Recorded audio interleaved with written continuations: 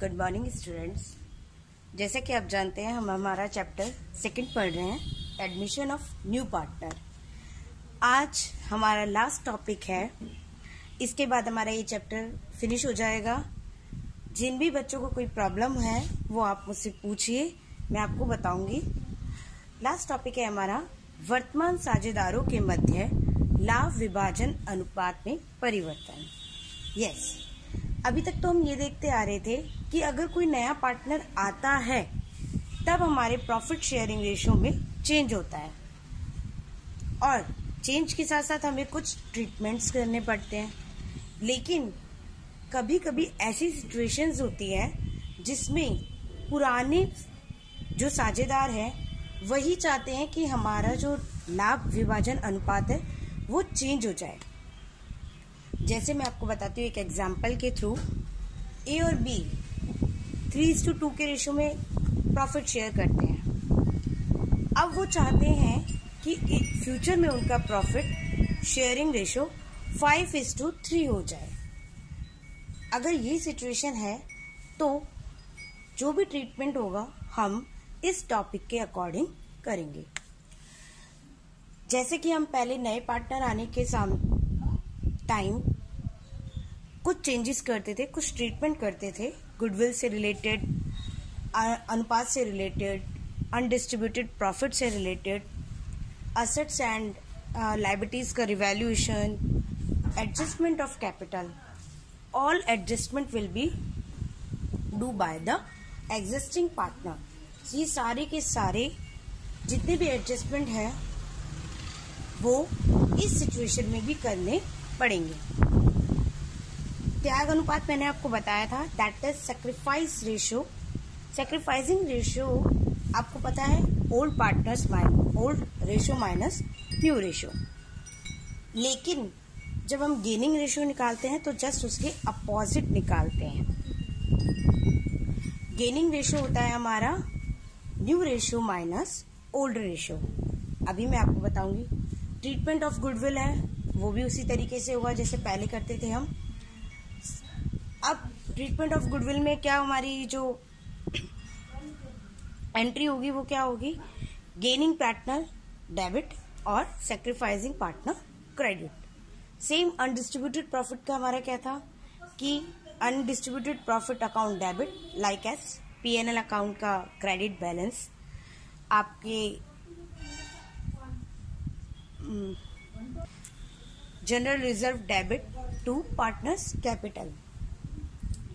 Next revaluation है। Revaluation में अगर आपका प्रॉफिट निकलता है तो आप रिवैल्यूएशन की एंट्री करेंगे, revaluation account debit to old partners. And अगर इन ओल्ड रेशियो और अगर आपका लॉस निकलता है तो then just opposite entry you will do, that is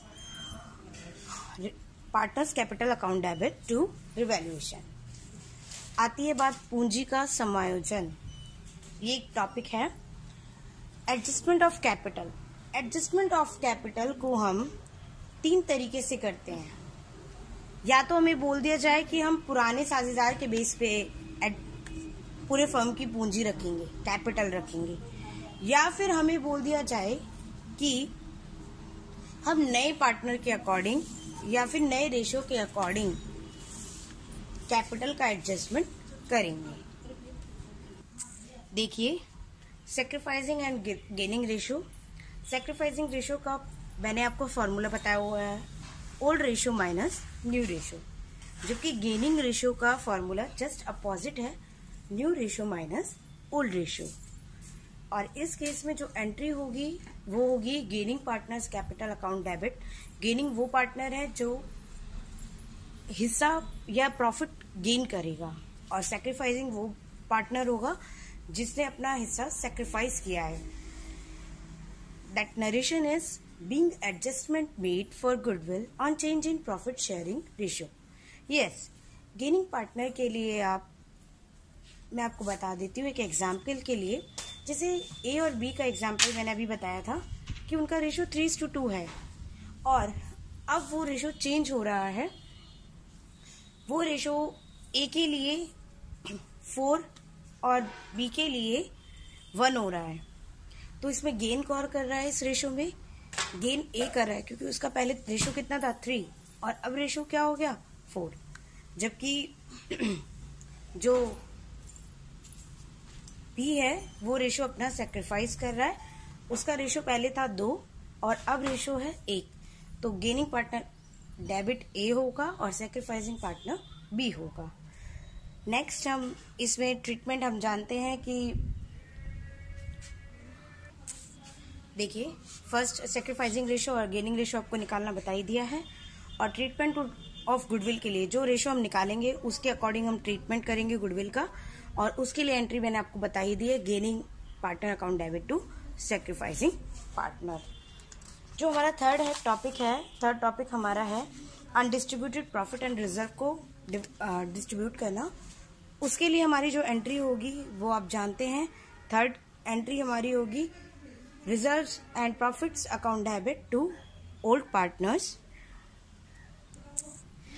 next is treatment of undistributed profit and reserve, and जो हम एंट्री करेंगे वो एंट्री होगी पीएनएल अकाउंट डेबिट। आप जानते हैं यहाँ पे पीएनएल का ऑलवेज क्रेडिट बैलेंस होना चाहिए।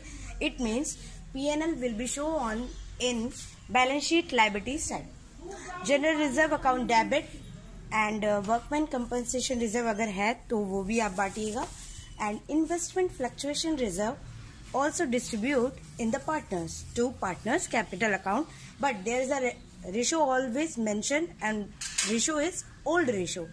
Never be take a new ratio. Because of that, these profits are profits which are undistributed. It means these profits are the profit in that situation when new partner and ratio is not changed. So next is revaluation of assets and liabilities. दो cases होते हैं, अगर profit होता है तो आप entry करेंगे revaluation account debit to partners capital, और अगर लॉस होता है तो जस्ट अपोजिट एंट्री हो जाती है पार्टनर्स कैपिटल अकाउंट डेबिट और टू रिवैल्यूएशन। नेक्स्ट जो हमारा है वो